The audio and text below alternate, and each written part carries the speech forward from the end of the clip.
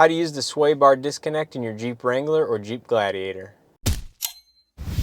To disconnect the sway bar in your Jeep, the vehicle needs to be in 4 high or 4 low. Once this is done, press the sway bar button next to the axle locker and the button will flash until the process is complete. The indicator in the dash will also flash until this is complete or the conditions are not met for activation. If the conditions are not met, ensure the vehicle is level and the wheels are not articulated. To complete the process, the vehicle may also need to roll a few feet forward. Once this is all complete, the dash should let you know the sway bar is disconnected and the light should turn solid. The vehicle is not designed to be driven on hard surface roads with the sway bar disconnected or at speeds above 18 miles an hour. The sway bar will automatically reconnect if the speeds exceed this threshold. To reconnect the sway bar manually, simply press the button again. So hopefully this video helps you in using the sway bar disconnect in your Jeep Wrangler or Jeep Gladiator. If you found this video helpful, please hit that like button. If you have any further questions or comments, leave those down in the comment section below and I'll definitely get back to you. If you would like to learn how to use the transfer case or locking differentials, I'll have dedicated videos on those topics as well, so make sure to check those out. And if you're new, please consider subscribing and checking out other content that's currently available on the channel. So with all that being said, we'll see you guys in the next video.